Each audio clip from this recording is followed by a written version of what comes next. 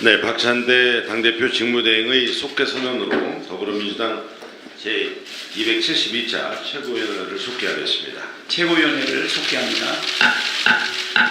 먼저 박찬대 당대표 직무대행의 발언이 있겠습니다.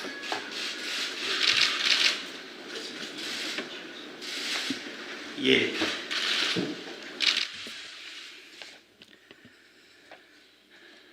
억지 부린다고 해병대원 특검법을 막을 수 없습니다. 국민의힘이 상임위의 정상적인 진행을 방해하는 것도 모자라서 대정부 질문도 파행으로 몰아갔습니다. 대정부 질문을 방해하고 난장판을 만들어 놓고 도리어 우리 당 김병주 의원이 사과하지 않으면 본회의를 못 연다고 생억지를 부렸습니다. 따져봅시다. 잘못은 누가 했습니까? 국민의힘은 지난달 2일 내놓은 공식 논평에서 한미일 동맹을 공식 용어로 사용했습니다. 한미 동맹은 존재해도 한미일 동맹이나 한일 동맹은 존재하지 않습니다. 호시탐탐 독도 영유권을 주장하는 일본과 우리가 동맹 맺을 일 있습니까? 이참에 독도를 일본에 넘겨주자는 겁니까? 뭡니까? 그 논평 수정하라고 했더니 수정은 안 하고 오히려 잘못을 지적한 우리 당 김병주 의원에게 사과하라고 합니다. 국민의힘이 김병주 의원을 제명시키겠다고 하던데 그럼 국힘은 쥐약 먹은 놈들이라고 말한 윤석열 대통령도 제명하십시오. 사과는 억지 부리며 국회를 파행시킨 국민의힘이 해야 합니다. 오늘 즉시 대국민 사과하고 천부당 만부당한 논평도 바로 수정하십시오. 국민의힘이 이렇게 말도 안 되는 것을 꼬투리 잡아서 파행시키는 이유가 해병대원 특검법 통과를 막기 위한 속셈이라는 걸 초등학생도 압니다. 젊은 해병의 억울한 죽음의 진실을 밝히라는 국민의 명령에 정면으로 반기를 든 꼴입니다. 나라를 위해 쓰라고 국민이 빌려준 권한으로 국민과 맞서는 적반하장이고 후한무치의 극치가 아닐 수 없습니다. 도대체 얼마나 더 국민을 화나게 하고 얼마나 더 피멍든 유족들의 가슴을 짓밟아야 직성이 풀리겠습니까? 윤석열 대통령과 국민의힘에게 분명히 경고합니다. 민심에 맞서는 것은 수레바퀴에 맞서는 사마귀처럼 어리석은 일일 것입니다. 국민의 뜻을 저버리는 어리석은 당랑거처를 당장 중단하십시오. 지금처럼 민심을 거스르며 대통령 부부 방탄에만 목을 매다가는 정권 전체가 난파하게 될 것임을 깊이 명심하기 바랍니다. 윤석열 대통령이 어제 국무회의에서 황당한 유체 이탈 화법을 되풀이했습니다. 합리적 대화와 타협을 운운하며 국회와 야당을 향해 국민을 바라보라는 아닌 밤중에 홍두깨 같은 말을 늘어놓은 것입니다. 우리 국민께서 대통령의 말을 듣고 입은 삐뚤어져도 말은 똑바로 해라라는 속담부터 떠올리실 것 같습니다. 도대체 지난 2년 동안 대통령은 합리적인 대화와 타협을 위해 어떠한 노력을 하셨습니까? 제1야당 대표와 관련한 압수수색을 400여 건 한 것이 대화와 타협입니까? 극단적 의정 갈등을 수개월이나 방치해서 국민을 사지로 내모는 것이 대화와 타협입니까? 지금 대화와 타협의 걸림돌은 바로 대통령 자신입니다. 독선과 독단의 일방통행, 불통정치를 고집하는데 대화와 타협이 들어설 자리가 있을리 만무합니다. 국민은 정신 좀 차리라고 그간 수도 없이 일갈하고 총선에선 엄중한 심판까지 했지만 바뀐 것은 아무것도 없습니다. 국정쇄신 약속은 헌신짝처럼 내던져버렸고 총리를 포함한 내각 혁신 다짐 또한 흔적도 없이 사라졌습니다. 총선 직후 국민 명령인 해병대원 특검법에 대해서도 거부권을 휘둘렀고 김홍일 방통위를 앞세워 방송장악 쿠데타까지 벌이고 있습니다. 혼을 내고 회초리를 들어도 대통령이 요지부동 마이동풍이니 2주도 안 되는 짧은 기간에 100만 명이 탄핵 청원에 동참하는 것입니다. 난파 직전인 국정이 제자리를 찾으려면 대통령부터 달라져야 합니다. 정부가 소위 소통 강화를 명목으로 정무장관직을 신설하겠다는 안을 밝혔는데 번지수가 잘못 찾아도 한참 잘못 찾았습니다. 대통령 태도가 달라지지 않으면 정무장관이 아니라 정무총리 자리가 만들어져도 국정 정상화는 불가능합니다. 구구 유튜브만 보면서 야당 탓, 언론 탓 하지 말고 이 특검 4국조 수용으로 본인과 영부인을 둘러싼 문제부터 결자 해지하기 바랍니다. 검찰에도 한마디 하겠습니다.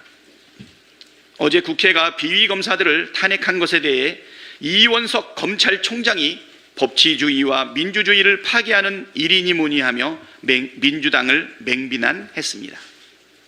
어이가 없습니다. 존재감 없는 검찰총장이 꼭 검사 탄핵이 있을 때에만 목소리를 내니 정말 제 역할 다 하시는 겁니까? 검사들의 비위와 불법, 탈법 행위를 막지도 못하고 비행위에 대해 엄정 조치하지 못한 것에 대해 부끄러워야 할 검찰총장이 지금 뭐 하자는 겁니까? 정치적 발언과 행위를 삼가해야 할 검찰이 아예 대놓고 정치하기로 한 것입니까? 제대로 된 검찰의 수장이라면 검찰이 주가 조작 수사도 제대로 하지 못하는 현실을 개탄해야 하지 않겠습니까? 이원석 검찰총장 반성하십시오.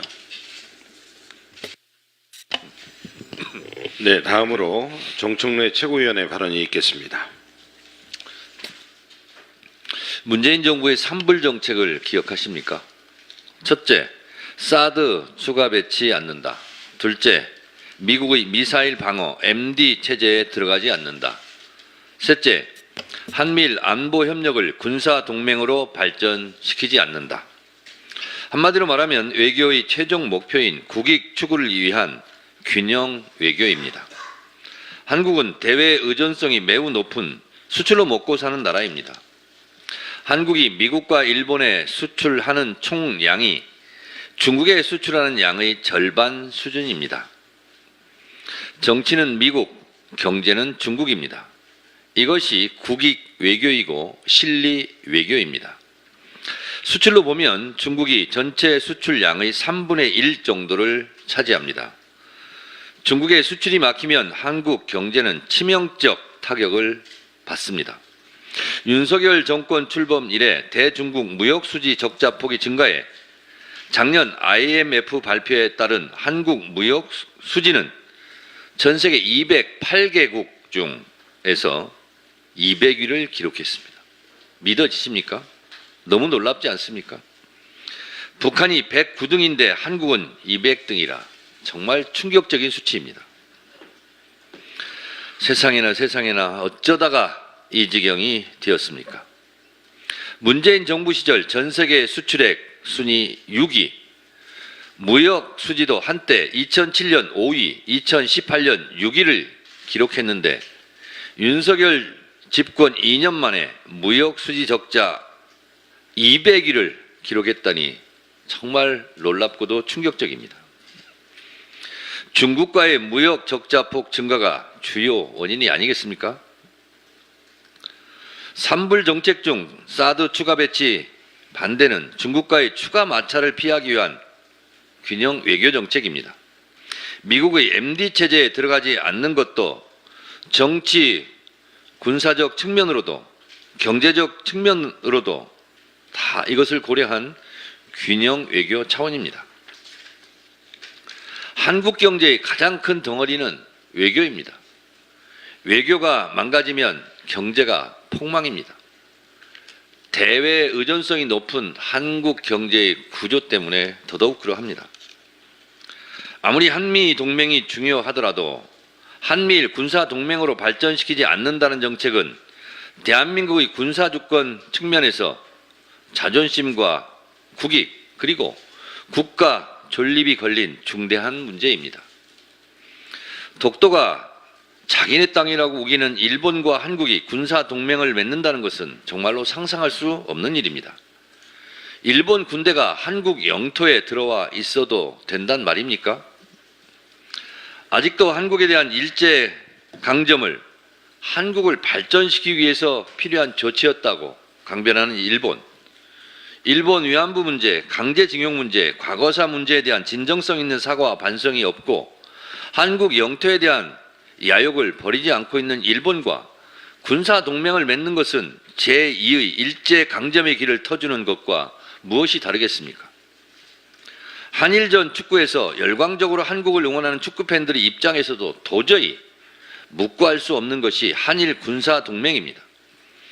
위험천만할 뿐만 아니라 매국적 행위입니다. 김병주 의원이 이를 적절하게 지적했음에도 불구하고 대정부 질문을 못할 정도로 벌떼처럼 들고 일어나 결국 대정부 질문을 방해하고 대정부 질문을 중단시킨 주호영 국회 부의장과 국민의힘 국회의원들은 석고 대죄하고 김병주 의원과 국민들께 사과하시기 바랍니다. 다들 제정신입니까? 이러니 토착 외구 소리를 듣는 겁니다. 이러니 윤석열 대통령을 탄핵하자고 접속하기도 어려운 국회 홈페이지를 방문해 몇 시간씩 대기하면서 탄핵 청원 서명을 하는 겁니다. 탄핵 서명 접속이 원활했다면 이미 100만을 넘어 200만, 300만, 400만, 500만을 넘어섰을 겁니다. 이것이 윤석열 정권 국민의힘을 심판하자는 국민의 목소리입니다. 이제 윤석열 대통령 탄핵이라는 용어는 국민 스포츠가 되어가고 있습니다. 이것이 민심입니다. 그런데 말입니다. 02-800-7070 전화번호는 누구 겁니까? 누구 전화인데 그렇게 쉬쉬합니까? 혹시 그분 겁니까? 그것이 궁금합니다. 네, 다음으로 고민정 시구위원회 발언이 있겠습니다. 어제 국민의힘은 김병주 의원의 발언을 문제 삼았지만 속내는 최혜병 특검법을 처리하지 않기 위한 의도적 파행이 아니었나 생각이 듭니다. 필리버스터를 한다고는 했지만 국민들 앞에 얼굴 내밀고 최혜병 특검을 반대하는 논리를 펼 의원이 몇이나 됐을까 궁금합니다. 기껏해야 친윤 의원 몇몇이 발언하다 24시간도 채우지 못하고 끝냈을 거라 생각됩니다. 며칠 전 치러졌던 운영위에서도 회의를 계속해서 방해한 국민의힘 의원을 운영위원장이 제지시켰는데 이를 두고도 국힘은 또 국회를 파행시켰습니다. 온통 국회가 파행으로 얼룩지고 있습니다. 윤석열 대통령에 대한 탄핵 여론이 높아지고 있습니다. 100만 명을 돌파하는 것은 물론 200만, 300만으로 갈 가능성도 있습니다. 이런 상황에서 대통령실은 명백한 위법 없는 한 불가하다는 한가한 소리나 늘어놓고 있습니다. 최소한 국민의 목소리를 무겁게 받아들이고 있다. 더 겸허하고 더 낮은 자세로 국민과 소통하겠다. 이렇게 말해도 시원찮은데 뭐가 그렇게 당당한지 고개를 빳빳이 치켜드는 모양새입니다. 윤석열 대통령이 만들어 놓은 국가위기가 어디 한두 군데입니까? OECD가 조사한 국가별 유출 유입 인재의 연구 기여도에 따르면 한국 유출 인재는 미국과 어깨를 나란히 할 정도로 최고 수준으로 나타났습니다. 즉 한국의 과학계 인재들이 외국에서 가장 높은 수준의 성과들을 내고 있다는 겁니다. 이는 일본, 프랑스, 캐나다보다도 높은 수치였습니다. 실제로 한국 이공계 인재들은 매년 3만 명씩 해외로 빠져나가고 있습니다. 이런 상황에서 윤석열 대통령의 R&D 카르텔 발언과 대폭의 예산 삭감은 상황을 더 악화시켰습니다. 의대 증원에 대해선 국민들 가운데 반대하는 사람 거의 없을 겁니다. 문제는 얼만큼 현장에 안착시키는지일 텐데 윤 대통령은 이것저것 따지지 않고 무조건 2,000명 증원하겠다고 밀어붙였습니다. 그 결과 의료 파업으로 인한 국민들의 피해는 말할 것도 없고 당장 의대의 교육의 질 하락도 굉장히 심각합니다. 정부는 의대 증원을 늘려도 법정 기준인 교수 1인당 학생 수 8명에 못 미쳐서 의대 교육에 문제가 없을 것이라 말하지만 숫자는 그렇지 않습니다. 의평원에 따르면 2022년 기준 전국 의대 중 최소 3곳이 이미 그 기준을 초과했고 내년도 1,509명의 정원 증가로 8명의 기준을 충족시키지 못하는 곳은 19곳이 될 것이라 예측됩니다. 대통령의 무능함이 국가의 위기를 만들고 있습니다. 북한에선 오물풍선이 계속 날아들지만 이렇다 할 대책을 내놓지 못하고 있습니다. 대한민국 정부 여당이 절대 하지 말아야 할 일본과의 동맹을 서슴없이 내뱉고 있습니다. 대통령이 지명한 방통위 방심위원장은 언론을 무자비하게 장악하고 대통령이 지명한 국가인권위원은 인권 유린과 인권 탄압에 가장 앞장서고 있습니다. 이런 상황에서도 대통령이 그 자리에 온전히 앉아 있는 게 오히려 이상하지 않습니까? 지금이라도 대통령은 이 얽혀있는 실타래를 풀어내는데 적극적으로 나서기 바랍니다. 네, 다음으로 서영교 최고위원의 발언이 있겠습니다. 순직해병 특검법이 어제 대정부 질문 이후 본회의에 상정되었어야 합니다. 그런데 국힘당은 그 상정을 몸으로 막았습니다. 그 상정을 시키지 않기 위해 호시탐탐 노리다가 김병주 의원의 발언에 벌떼처럼 일어나더니 주호영 의원과 추경호 원내대표가 서로 이야기를 주고받고 대정부 질문을 중단시켰습니다. 역사상 대정부 질문을 중단시킨 사례가 있습니까? 그렇지 않습니다. 주호영 국회 부의장은 아주 잘못된 행동을 한 것입니다. 대정부 질문을 막았으니 이것은 국회 선진화법 위반입니다. 대정부 질문을 막아서는 안 되는 겁니다. 그럼에도 막았으니 이것은 선진화법 위반입니다. 법적 절차를 검토해야 합니다. 어제 우리는 귀를 의심하지 않을 수 없었습니다. 눈을 의심하지 않을 수 없었습니다.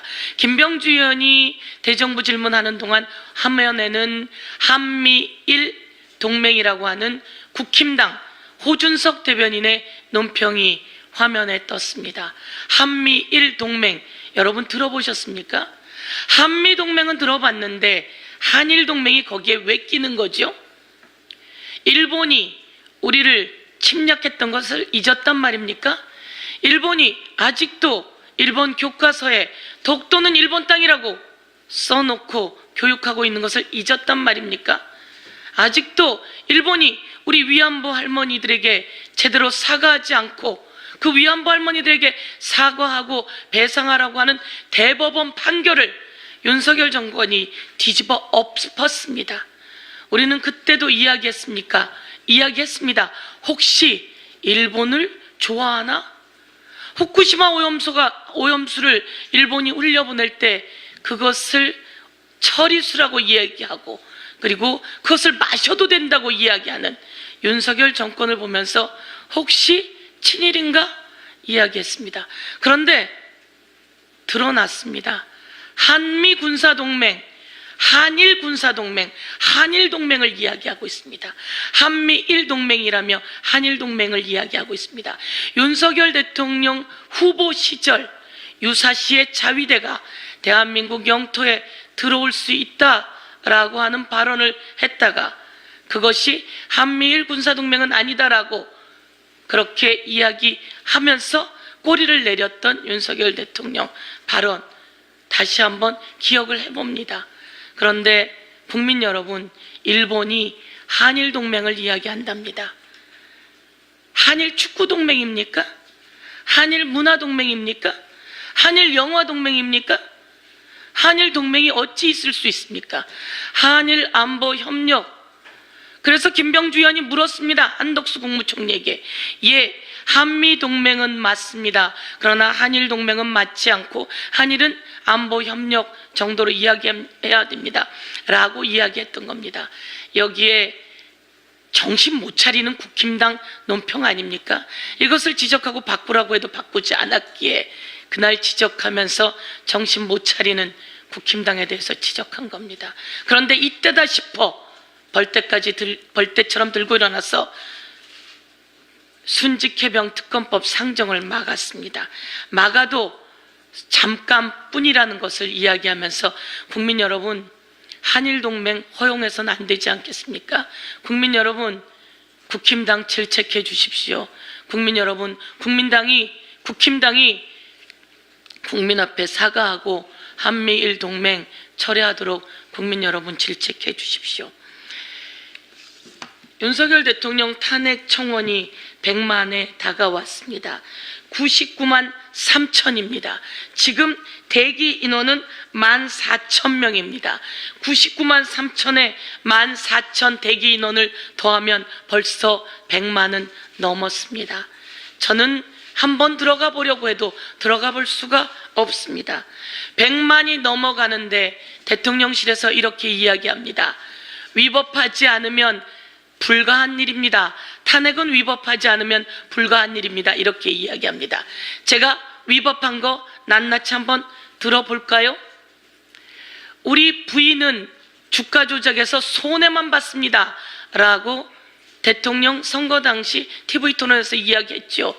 저희가 그 법적 조치 검찰에 고발했습니다. 그 허위 사실인 거 다 드러나지 않았습니까? 법원에서 김건희와 최은수는 23억의 이익을 봤다라고 하는 판결문의 내용도 있지 않습니까? 그 정리안에 검찰이 내놓은 그 자료에 23억 이익 봤다라고 하는 내용이 들어 있습니다. 그리고 이런 얘기했죠. 우리 장모는 남에게 10원 한 푼 손에 끼친 적 없다. 무슨 소리세요? 그런데 왜 깜빵을 갑니까? 그리고 순직 해병 관련해서 임성근 사단장이 그 해병을 물속으로 실종자 찾으라고 내몬 거 아닙니까? 그래서 바둑판식으로 찔러서 찾으라고 하지 않았습니까? 그래서 우리 해병이 죽었는데 그 임성근 사단장이 사의 표명했는데 사의 표명도 하지 않게 하고 휴가 보내면서 수사 외압한 거 누굽니까? 대통령 아닙니까? 대통령 아니면 아닌 증거를 내보이세요. 02-800-7070은 구글에만 쳐봐도 800만 들어가면 대통령실 번호라고 나와 있습니다. 제가 어제 전화해봤더니 통화 중이기도 하고 그 다음엔 안 받더라고요. 02-800-7070 이거 처음에 누군가 전화했을 때 안보실이라고 얘기했습니다. 그랬다가 다시 전화하니까 전화번호 없어졌습니다. 증거인멸이라고 얘기했더니 다시 전화번호가 나왔는데요. 그거 안보상 사안이라면 정진석 비서실장이 02-800-7070이 뭔 놈의 안보입니까? 황당무계한 내용, 이 내용 전부 다 수사 외압 아닙니까? 그리고 대통령과 관련된 이 순직해병 특검은 거부해서는 안 되는 겁니다. 대통령의 제2요구권은 말이죠.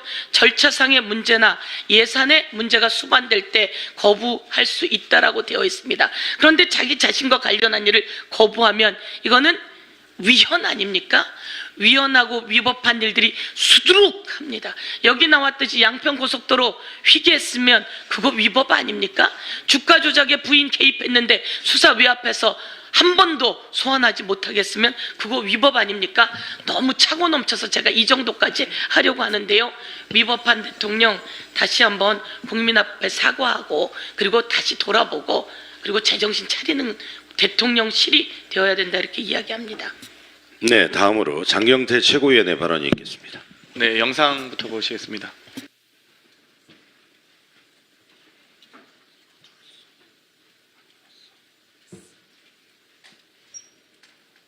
자료에는 이제 스마트팜 계획이 나와 있고 하다 보니까 미리 몰고 가는 거죠. 뭐 조사를 받다 보면은 이게 그거 아니냐. 그런 것 같습니다. 이게 경기도 스마트팜의 뭐 지원 사업이고 이건 경기도를 대납이다. 뭐 이런 부분들에 대해서는 좀 뭐 사실은 저도 회의적이죠. 그런 부분을 들어본 본 적은 없기 때문에. 검찰 수사 초반에는 쌍방울의 대북 사업을 이용한 주가 조작 질문이 많았습니다. 하지만 김성태 회장이 체포된 뒤 주가 조작 질문은 갑자기 사라졌다고 합니다. 근데 뭐 이재명 대표 대납 관련해서는 사실 들은 바가 없어요.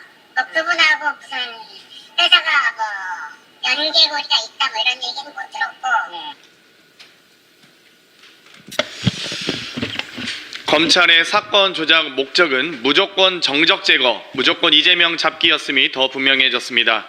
뉴스타파 보도에 따르면 검찰은 중범죄자들에 대한 수사를 내팽개치고 김성태를 잡자마자 근거와 증거도 없이 진실만 맞추면 된다는 추악한 조작질을 시작한 것입니다. 진술만 맞추면 된다는 추악한 조작질을 시작한 것입니다. 영상을 보셨다시피 쌍방울 대북 사업에 깊숙이 관여했던 임원이 아주 구체적으로 폭로했습니다.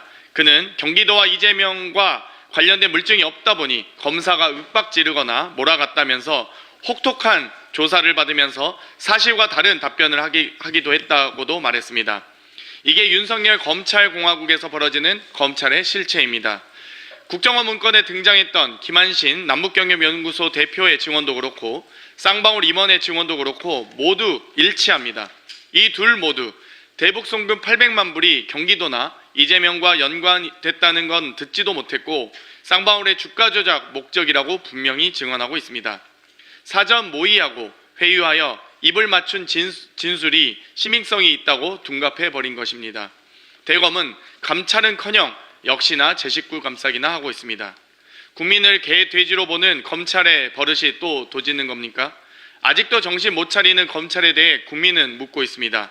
왜 증거도 없이 공소장도 허위로 작성하면서까지 왜 쌍방울의 주가 조작에서 수사 조작으로 뒤바뀐 것인지 국민이 묻고 있습니다. 이제 국회가 국민의 물음에 답하겠습니다.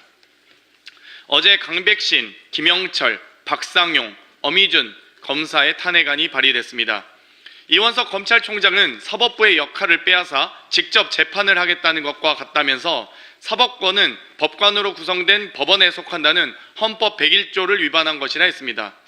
국회법 130조의 엄연히 있는 국회의 조사와 감사 권한을 헌법을 인용하면서까지 되도 않은 재판으로 둔갑시키고 있습니다.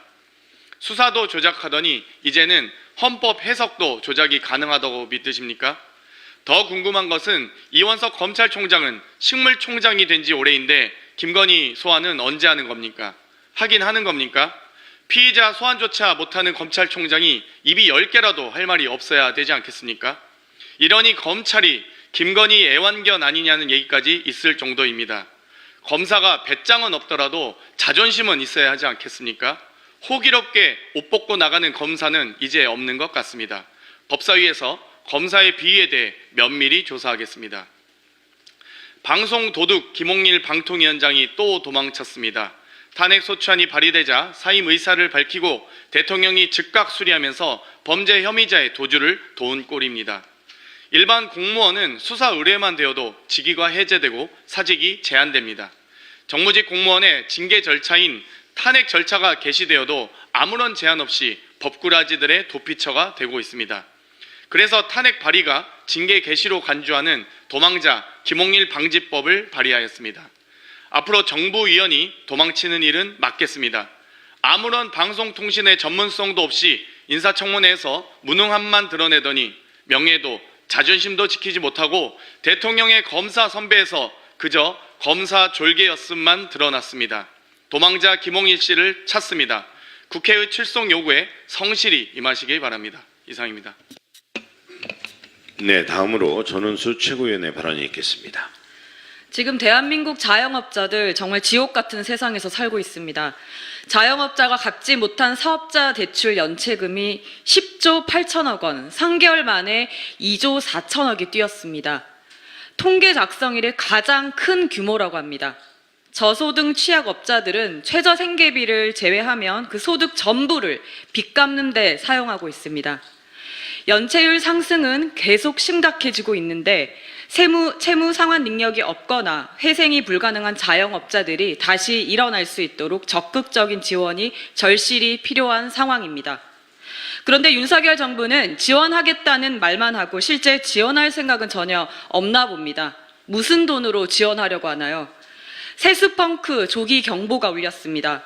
5월 국세 수입률을 기준으로 5년 평균 국세 수입률에 비해 5% 차이가 나면 조기 경보를 울리는데 현재 5.9%가 낮아졌습니다. 지금 이대로라면 올해 최대 20조 원의 세수 결손이 예상된다고 합니다. 근데 세수 결손이라는 것은 예측이 빗나간 부분입니다. 예측도 실패했지만 정부의 이례적인 감세 정책으로 실질적인 세수가 줄어들고 있습니다. 정부는 출범 첫 세법 개정을 통해 법인세 과표 구간율 세율을 1%포인트씩 인하했었는데요. 국회 예산정책처에서는 이대로라면 향후 5년간 64조가 세수가 줄어들 것이라고 경고한 바 있습니다. 실제 법인세 15.3조가 급감했습니다. 그럼에도 오는 7월 말 또 법인세부터 상속 증여세 그리고 종합부동산세까지 감세 대상 목록에 올라가 있습니다. 기재부도 정부 여당의 막무가내 감세 드라이브에 과하다는 속내인 것 같습니다. 도대체 누구를 위한 감세입니까?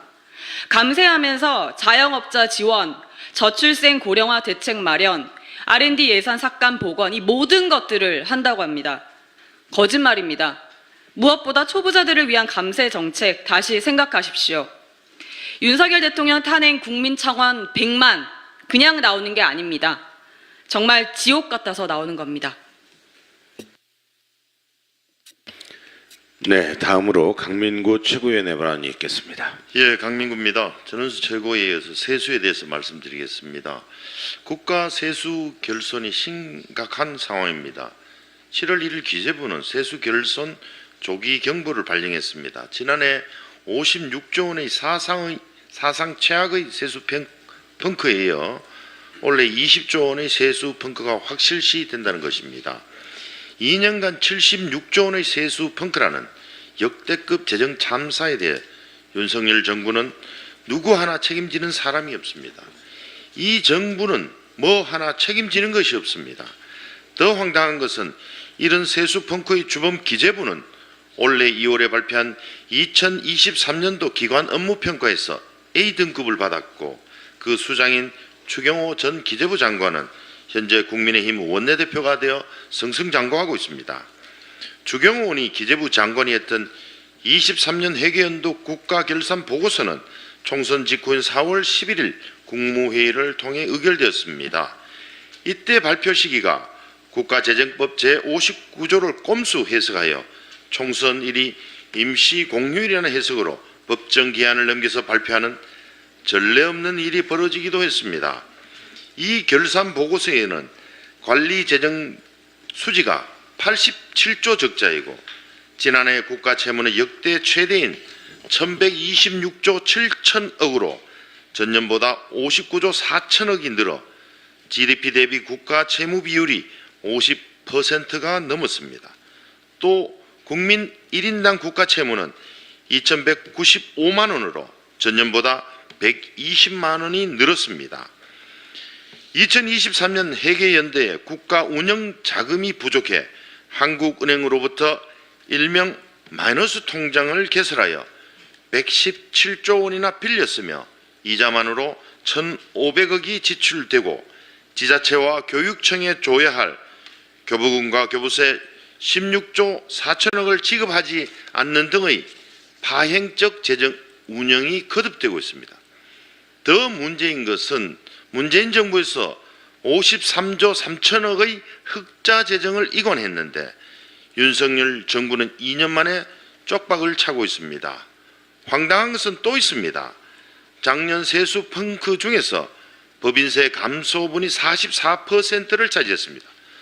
반면에 근로소득세는 22년 57조 4천억에서 23년 59조 1천억으로 오히려 증가한 것을 보면 세수 펑크의 주된 요인이 부자 감세, 서민 증세였다는 점입니다.